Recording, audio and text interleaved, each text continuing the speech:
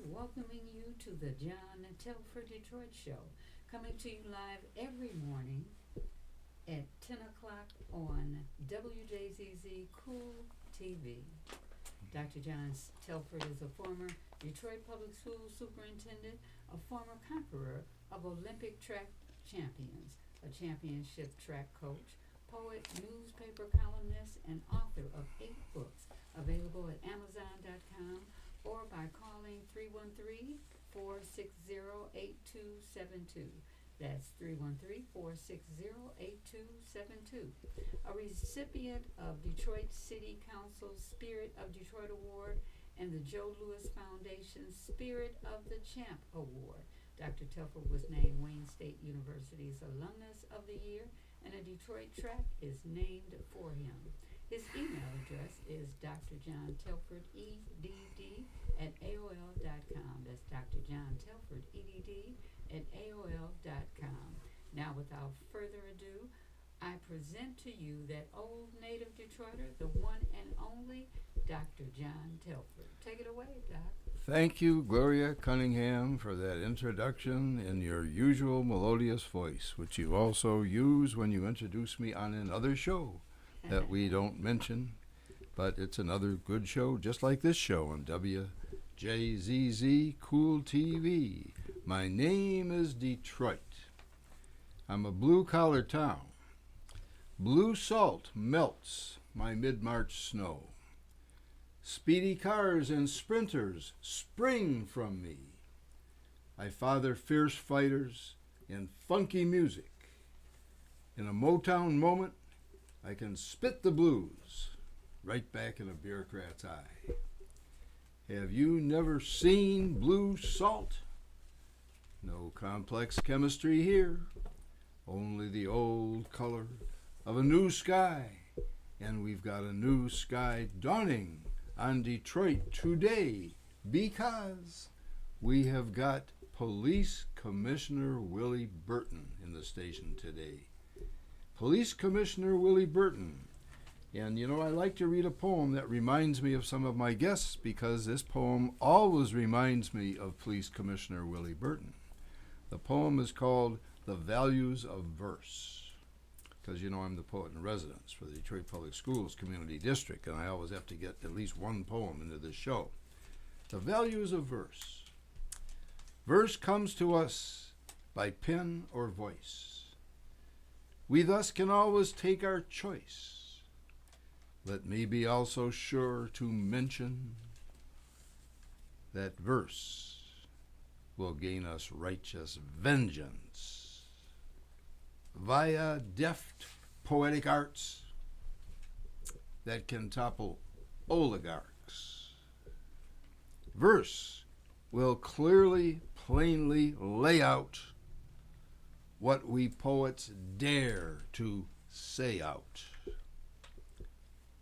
Like gentle mewling lambs, no more, but rather with a fearsome roar, as from some cacophonic core of lions. And we got a lion in the studio today in the person of Police Commissioner Willie Burton, who is the conscience of the Police Commission. And we're going to be interviewing him just after I introduce him, which I'm not going to do yet because I got to say this. I've been a little shook up for the past couple of days, ever since Saturday, because my cousin Jeff Telford's wife, Betsy Telford, and her sister are on tour in Israel. Now, they've closed the borders in Israel because of all what Netanyahu, he didn't do it, but he caused it, because he's been causing, that guy's a fascist, he's been causing all kinds of rifts and divisions in Israel, the democratic state of Israel, just the way Trump's been doing the same thing in this country. Netanyahu and Trump and Netanyahu love each other, but Netanyahu actually he didn't cause the attack on Israel, and now there's going to be hell to pay for everybody concerned. You know, I do not envy President Biden because he's got his hands full of so many conflicts he's got to deal with, and help democracies all around the world. He's got to help Ukraine. He's got to help Israel. Maybe having to help South Korea, you know, one of these days soon. I mean, all of these things are happening, and they got me shook up. But you know, I've got Detroit Police Commissioner Willie Burton, Gloria Cunningham, and I, who's my co-host. So we've got Police Commissioner Willie Burton here in the station today. You know, Willie came with me what is today? Wednesday. He came with me the day before yesterday over to Frederick Douglass Academy in Detroit. It's an all-boys academy. And I wanted to bring him over there to talk to my kids because I'm the poet in residence there. You know, I go around to the high schools reading my poetry once a month, but 3 times a month, you know, the other 3 weeks I'm over at Frederick Douglass. And I introduced him to the kids because I wanted him to explain to them some things they needed to know, not only about the police commission, but also about, you know, how to deal with getting stopped by the police in Detroit, or sometimes even worse in Warren or some of those other all white or nearly all white enclaves. And I read these kids a poem that I wrote because, you know, I'm a poet. I read these kids a poem that I wrote about Detroit Police Commissioner Willie Burton, and that's the title of the poem, Detroit Police Commissioner Willie Burton. And here's the poem. It's a quatrain. It's 4 lines that rhyme and scan. I'm teaching the kids about quatrains and couplets and blank verse and everything over there.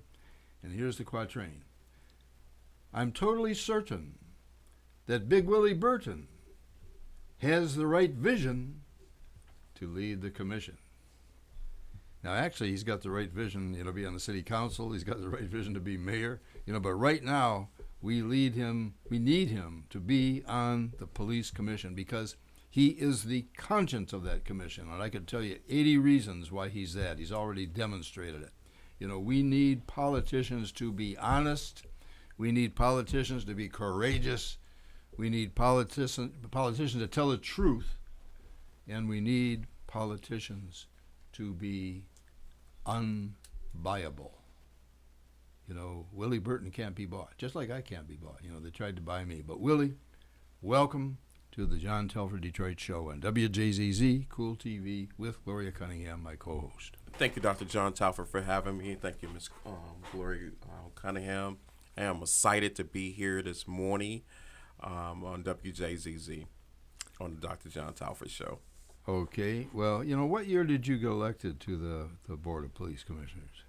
It was actually a decade ago. It was actually 2013. You know, sometimes you wonder, like, where the time Hey, tell me about it. I'm almost 88. I don't know where it went, but it went. So, 10 years. Oh, my goodness. 10 years. What? It feels like it was like yesterday. You know, you ought to be in a classroom, really, Willie. But what you're doing right now is much more important, and we got to keep you on the police commission. We got to keep you on there as long as we need you to be on there. You know, I brought you over to talk to the kids, and I want you today to tell my watchers. You know, Roger always says, "Don't say listeners, say watchers," because we're on TV. I want you to tell me and Miss Cunningham. And my watchers out there on internet television about the police commission. Absolutely. I'd be happy to. You know, the Detroit Board of Police Commissioners were founded in 1974 by the Honorable Coleman Alexander Young, my favorite mayor. Mine too. You know, I was a kid growing up in Detroit, and I just said I wanted to be like him. You know, and today I'm happy to be on the Board of Police Commissioners representing majority Detroiters that wake up every day in poverty. You know, I grew up on the east side of Detroit, and you know, and so I'm working on putting together a book, and I'm going to tell my story. And so you're putting together a book? Yes. And who talked you into doing that? You inspired me. That's right. You know, because your life is a story and it is a book, and lives like yours, you know, need to go down on paper. You know, Gloria, you should be writing one too, but we'll talk about that. And I interrupted you. I don't want to interrupt you. No, it's fine. It's fine. You know, yes, I'm excited. I got the idea from you, and so I started breaking up my journal, and I started, you know, writing a couple of little lines here and there, and so I'm kind of working my way up the pad, but I am working on a book right now. I'm excited to do that. And have you started the first chapter?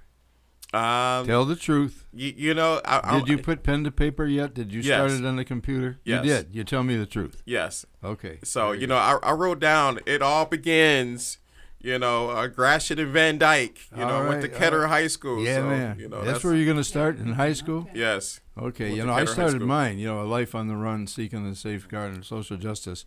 And run, of course, was because I was a track runner. I started mine at kindergarten. So you're starting a little later than me, but that's okay. Yes. Mm-hmm.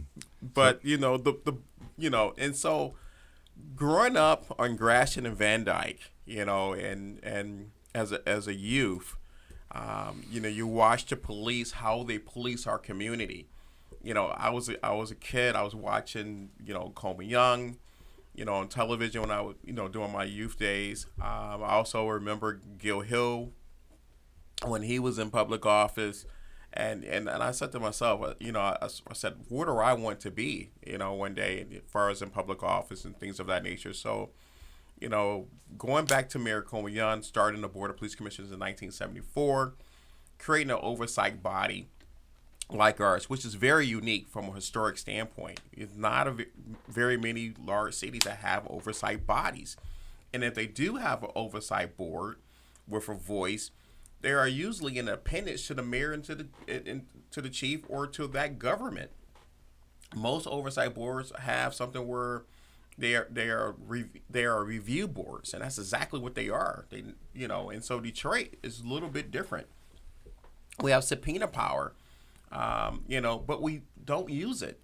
We're responsible for rules, regulations, and policies, and we act as the final authority of disciplinary actions. But we cannot serve we cannot serve the community and serve the mayor and the chief. We have to represent the people, and we need to represent their voices, take their voices collectively, and work and fight for the behalf of Detroiters. You know, the police department oftentimes come into our community, and many of them do a good job. But in so many sections of the city, whether it's the east side like a Gratiot or a Van Dyke or a Bewick and Mac, the police may come in like stormtroopers. So they're not coming in like they would be downtown Detroit, waving, saying hello, or doing selfies, or interacting with tourists. You know, so I'm happy that I'm here representing the people. I don't represent Dan Gilbert. I don't represent Mike Illich. I don't represent the chief of police, nor do I represent, any of these individuals. I represent you, the Detroiters, the taxpayers. You know, I represent those that's coming up off the east side. So many Detroiters, wake up with fear. They're afraid to get in their car. They're afraid to come downtown. They're afraid to go to Midtown. They're afraid to go to different places in the city. I want you to know you were here first. Detroit is for everybody.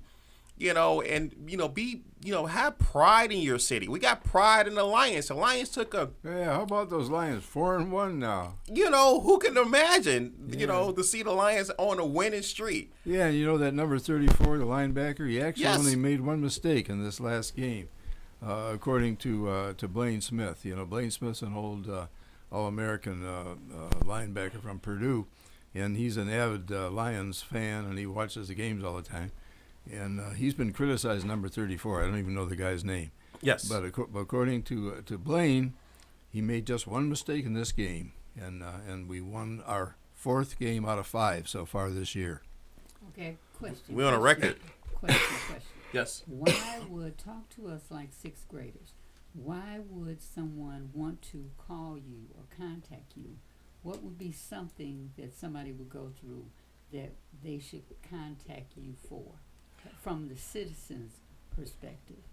Sure. So just say if the police stop someone in our community, and they made them get out the car, they illegally searched them, they patted them down, frisked them, looked under their seats and things of that nature. But the police say they acted inappropriately. They didn't have no probable cause, but they just did it. This is Detroit. And so they would contact you, and then what's the next step? Well, you would contact me and say, I want to file a citizen's complaint. And then when you file a citizen complaint, I made it easier for Detroiters. It was actually Dr. John Talford gave me the idea back in 2016, but we didn't really get a chance to do this until 2018. That's when we were able to put the citizens complaint forms on the city's website. Made it more easier for citizens to file a complaint. Because let's say if this is a piece of paper and this is a citizen's complaint form, hypothetically speaking, and a citizen say, I want a citizen's complaint form, you may not give this citizen complaint form to me to tell on your partner. So therefore, we made it a lot easier, a lot smoother by putting it on the City of Detroit's Board of Police Commissioners page. And that idea actually came from Dr. John Talford, and said we need to have an easier process. And so I'm happy to say that process is easier right now today. And how many police commissioners are there? Right now, currently, there are 10 because one of our colleagues actually resigned. But the board is made up of 11 commissioners. 7 of us are elected, 4 are appointed by the mayor. The sad thing about it is that the one that resigned, the mayor gets to appoint to that vacancy. It doesn't make sense. And then you have 2 commissioners about to step away. Well, was the one that resigned? So was the one that resigned appointed or elected? That person was elected. Well, then his constituents should be able to elect him in the next. I mean, the mayor could appoint an interim, but it wouldn't seem to me that interim should be permanent. So he's going to appoint that person for that seat, but next year they would have to have a special election. That's what they do. Okay. Yes. I get it. And where do you work out of? And then how often do all the commissioners get together and meet? Well, we're going to get together this Thursday at 6:30 in the 7th Precinct district, which is part of District 5. But, my colleagues and I, we get together once a week, usually for meetings. But, more importantly, I get together with my constituents pretty much daily. I'm talking with someone that's a voter, someone that has concerns about the future of our city, and has concerns about the police. Our office is police headquarters, 1301 3rd Street, Detroit, Michigan, 48226. 7th floor. So that's where the commission is going to be meeting this Thursday? This Thursday, we're going to be out in the community. We're going to be St. John's Presbyterian Church right there on East Lafayette. Oh, okay. At 6:30. Lafayette and what? It's right across the street from the King Homes, the Martin Luther King Apartments.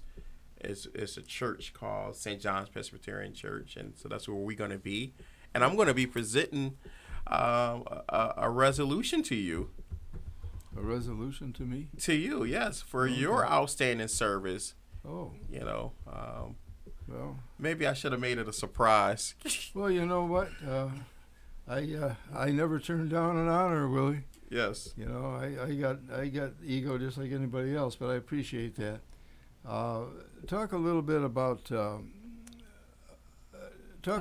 One freeze. Station ID. Oh yeah. I got lost in the conversation. Okay. You're watching Dr. John Telford live streaming on Facebook, YouTube, Twitch, and Twitter, and other top social media platforms.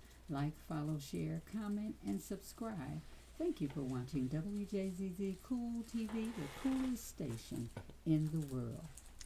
Yeah, thank you, Gloria. And I just wanted to mention too that this past October the 6th, I attended the Wayne State University Hall of Fame dinner. Athletic Hall of Fame dinner. I mean, I do that every year. I've been doing it every year since I got nominated for that Hall of Fame and inducted in 1978. And I never miss it, and I'm being very careful not to miss it in the later years because they phased out the Wayne State University track team. Now this was a track team where we had relay teams that were the best in the city, the state, the country, and a couple times the world. We had some world records coming out of that group of sprinters. Lorenzo Wright. In fact, Lorenzo Wright and I co-hold the 60-yard dash record, and I'm not going to go into all the records that we broke, but that team's been phased out. It's been phased out, and we got to get it phased back in. And I had an opportunity to meet the new president. She's a real fine lady, Dr. Espy, and the new athletic director, who's also a young lady, Dr. Wallace. And I had a chance also to give them this column. The Telford Telescope column that says restore the Detroit men's track team, and there's a picture of Lorenzo Wright long jumping, and I'm holding this up to the camera, and I'm hoping that Roger is catching this, because that's the great Lorenzo Wright. At one time, he's got a track named after him now over at King.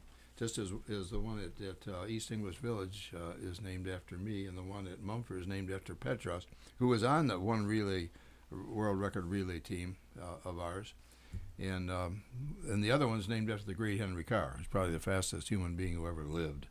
He'd beat Usain Bolt on a rubber track. But we've got to get that program back, and I just and a couple of my old trackmen on the Detroit Track Old Timers suggested that I make a big fuss about that today, because I just, I gave Dr. Espy this column, and hopefully I'll be having an opportunity to talk to her more to get that program reinstated. But we are interviewing Police Commissioner Willie Wright. Well, did I say Willie Wright? I sure did. And I haven't even thought of Willie Wright for years. Willie Wright was anchoring a relay team for Old Miller High School. He was All City 100, and I caught him and passed him, and we won the meet by 1 point. That was when it wasn't Northwestern. I was running for Denby then. I said, Willie Wright. I haven't thought of that guy for 60, 70 years. But no, Willie Burton. We are interviewing Police Commissioner Willie Burton. And Willie came with me to talk to the kids just this past Monday. And Willie, tell our watchers some of the things that you told my kids over at Frederick Douglass. Absolutely. It was a really great experience being there at Frederick Douglass that day, and just talking to some of the students, and also getting feedback from them. One of the things I shared with the students is they were hanging on your every word, Willie. And they was hanging on to your every word as well. You did a great job with the student body over there. Well, they always hang on mine. They better hang on mine. Yes. You know that. And one of the things is that when students come in contact with the police, and it's very important because from the Board of Police Commissioner standpoint, when a citizen come in contact with the police, we are reviewing body-worn cameras. We're looking at demeanor. We're looking to see did the officer use force in situations. But when we listen to demeanor, we look at demeanor, we're looking at how the citizen engage with the officer and how the officer engaged with the citizen.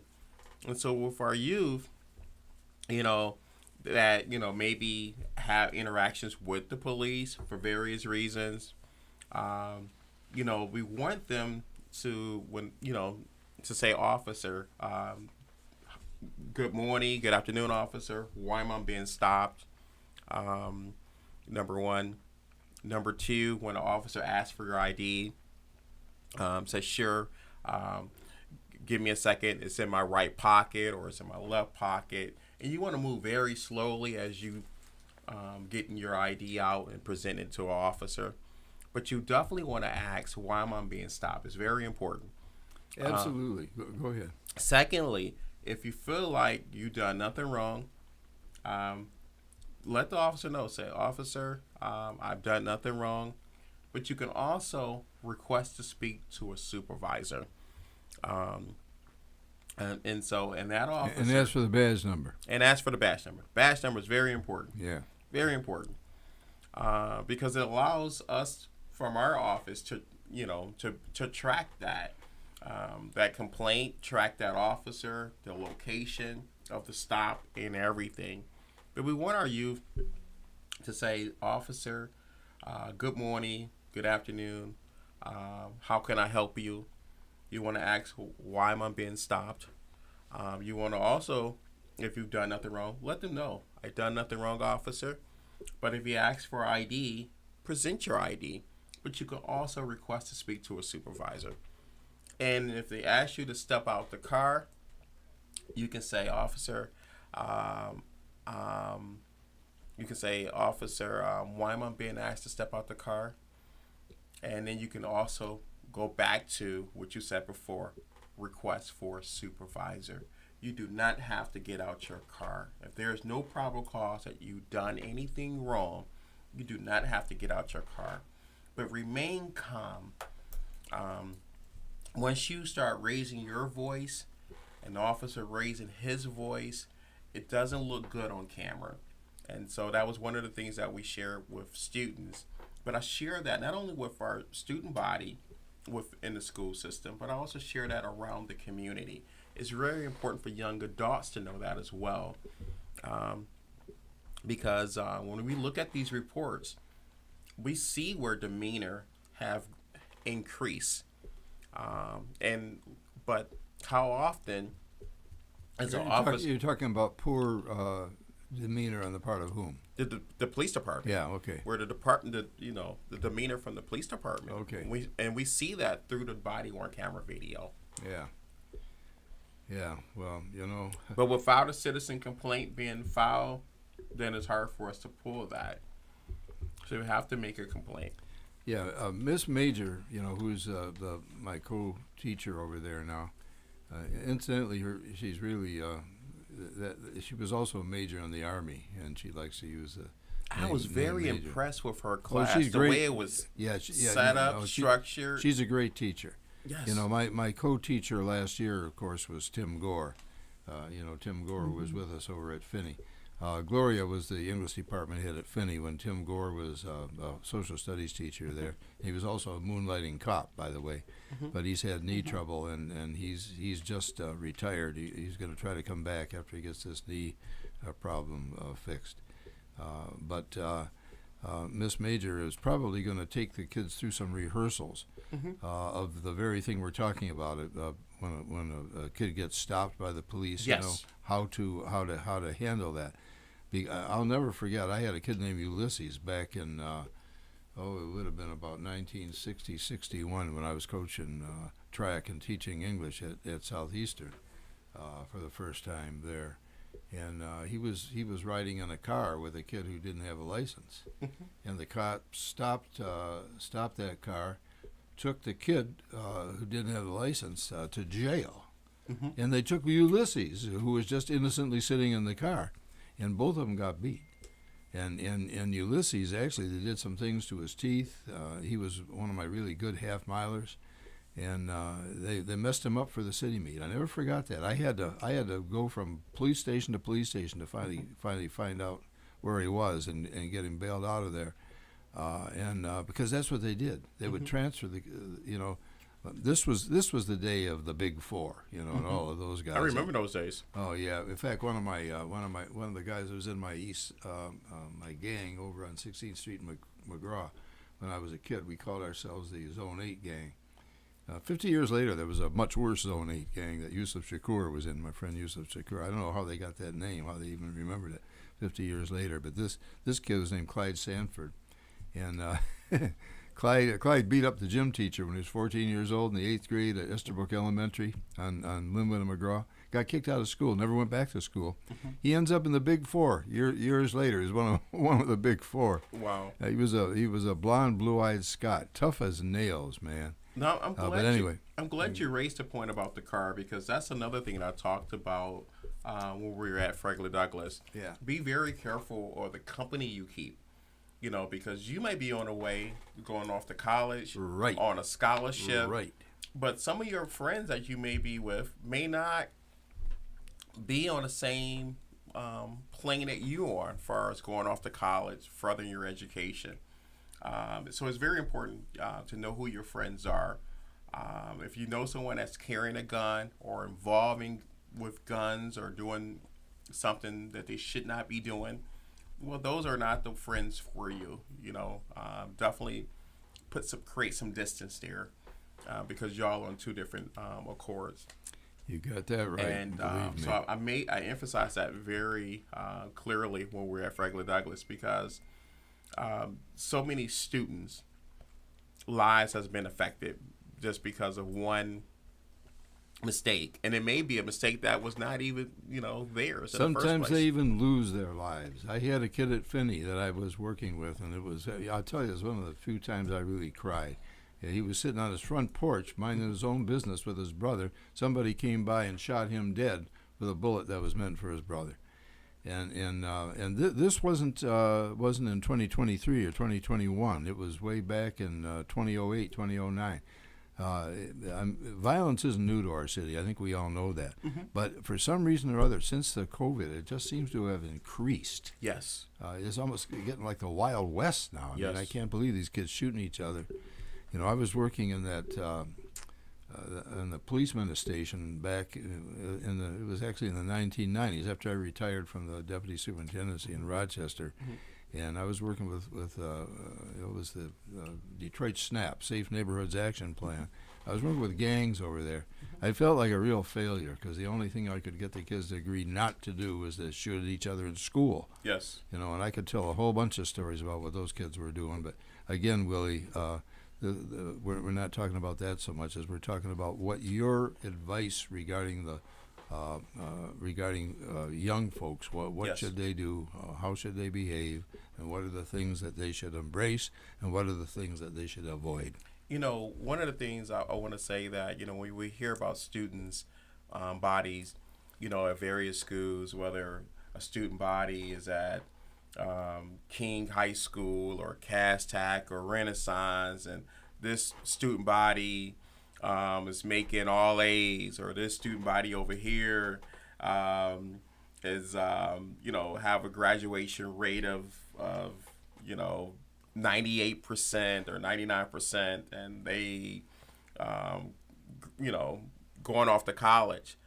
The student body that I really admired is the great work that Dr. Willie White is doing over at Frederick Douglass. Oh, yeah. That student body is going places.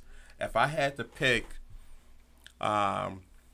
King, Cass, or Renaissance or Frederick Douglass, I'm rooting for Frederick Douglass all day long because of the leadership with over at Frederick Douglass with Dr. Willie White, with Miss Major, and the guy that was the former police officer. What's his name? Gore? Oh, Tim Gore. Yeah, Tim unfortunately, Gore. he retired. Tim is great. When I was handling the discipline at Finney, that's one guy's class I never had to go in and help him discipline. And this lady was another one. I never had to help discipline her kids. They had them under control. There are some teachers I was in there almost every day because they couldn't control their class. Yes. But not Tim Gore and not Gloria Cunningham. I see the student body over at Frederick Douglass going places. I see those group of seniors graduating, going off to college. Some of them have expressed interest as far as going into the armed services. I think one or two expressed interest of joining DPD, which DPD is hiring. We bringing on approximately 30 new officers per month. Talk a little bit about that. Talk about how we're trying to retain good young policemen in the city of Detroit. I think we're doing a good job of it, by going into the schools, going into the churches, being part of the Dr. John Talford show at WJZZ. One of the things, if some young person out there that's looking to change their career or go into a new career, City of Detroit is hiring. Please visit detroitmi.gov. Click on there, see what jobs are available. one of them that's going to pop up on the home screen is Detroit Police Department is definitely hiring. I remember 10 years ago, starting pay was like $31,000. Well, starting pay today is like $53,000. And you don't even have, all you have to have is a high school diploma or a GED. You don't have to have any college under your belt. But say if you did, and you have just, 1 or 2 semesters of college, you get 2 additional points. Okay. Sounds good. Okay, one question. So you get a 2% increase, in other words. Okay, we'll talk more about station that ID, too. and then I have a couple of questions. Sure. You're watching the Dr. John Telford Show live streamed on Facebook, YouTube, Twitch, and Twitter, and other top social media platforms. Like, follow, share, comment, and subscribe. Thank you for watching Wjzz Cool TV, the coolest station in the world. And the coolest show right here, WJZ, Dr. John Telford Show. And also, there's a cool lady that's got a boutique that I got to talk about. Miss Virginia Starkey, fondly known simply as V, the proprietress of V's Boutique, offers a wide range of fine clothing and accessories for ladies. You can find all sizes of women's fine apparel in V's one-stop excellent customer service at V's Boutique that you can't find anywhere else in Detroit anymore. And V's is at 16423 East Warren. That's 16423 East Warren, right around the corner from the old Alger Theater, and right around the corner from a library that one of the few libraries that's still open in the city. And you can reach V and make an appointment by calling 313-787-1747. That's 313-787-1747. Since we talk about Ladies V Boutique, ladies, she has some really fine clothing. I mean, the clothing is so fine. I got to go in there and get something for my mother. She just had a birthday, just turned 70. But when I say that the clothing is fine, elegant, and classy, something that you may want to see for yourself or for your mother, I'm going to shop at Ladies V's Boutique to get something for my mother. And every time you meet Miss V, she's wearing some of her own clothes. Yes. She's a walking advertisement. Very classy lady. Yeah, very a big 6 foot tall lady. Has got all this fine clothes right on her person. So wherever. But Willie, tell us more about what you were just saying about. You had a question, Gloria. Yeah. Ask about if a young person. Some of the young people have anger management problem, and just the smallest thing makes them go off the chart. So if they want to be a police officer, how do you handle that when people come in to, I guess, interview to become part of the system, go through the training and all of that? Do you just watch them while they're training? And if you see them arguing or fighting, then you just dismiss them, because a lot of things in the streets are going to make them angry. Mm-hmm. And then if they, their reflex is to grab the gun, then that's a problem. Well, if they have an angry management problem, then law enforcement may not be cut out for them at that time, because you have to be able to follow orders or follow. I want to be a cop. Yes. I'm going to control this, and I'm going to get rid of these people doing this and that. So they're just. But you still have to be able to follow. That person will still be able to have to follow rules and follow commands and follow orders. Usually, those that have like angry management issues seems to not be able to follow orders very well, as far as my experiences. But they have 5.5 months to go through the academy, and so you'll know they can get weed out during academy, or they actually can be part of the graduation, with their classmates that they came in on, and you'll find if it's somebody with serious yes, problems, you'll notice it before. It would come out. Yeah. Yep. Yeah. And I've found You can't hide that.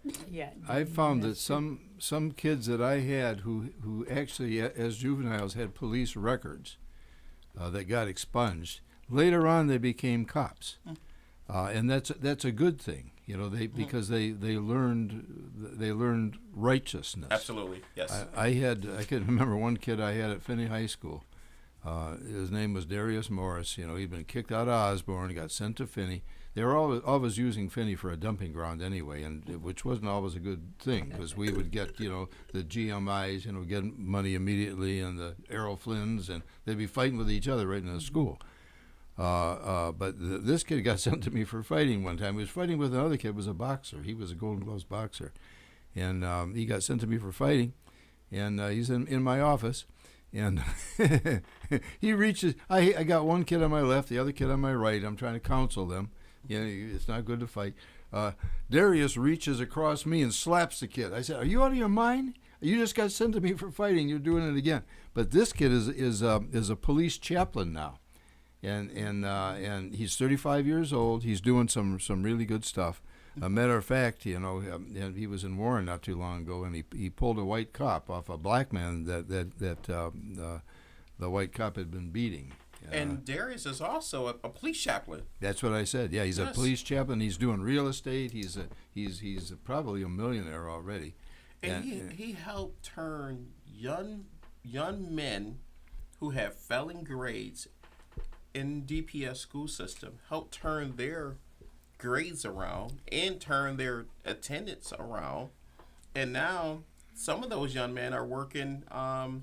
Well, he's actually teaching kids real estate and yes. and the building trade. He's doing that gratis. He just Building does trades, it. yes. He's doing it as a community service. But anyway, we keep interrupting you.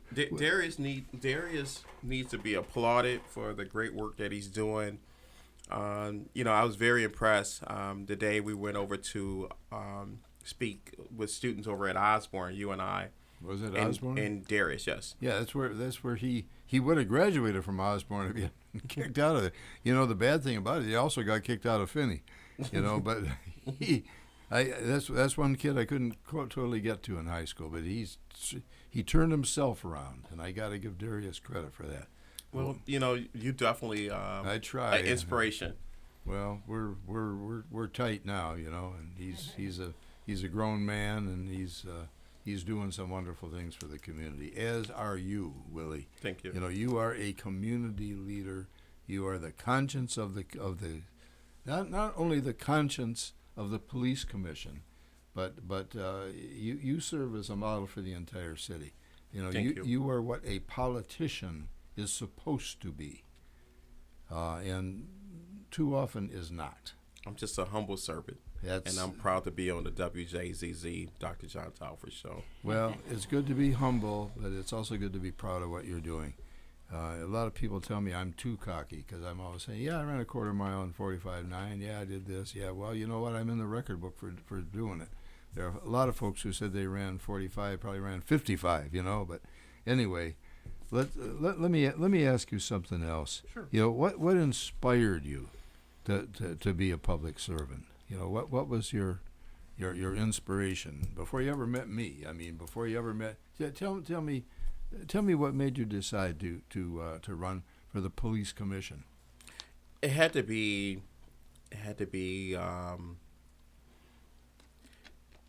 86, 87, 88, 89. I was a kid. I was watching Comian speak, you know, what was on his mind on television. It was really watching him and Bill Bonds go at it. Oh man, Bill Bonds. And I never said this, but I'm saying this here on this show. I actually like Bill Bonds. I liked him too.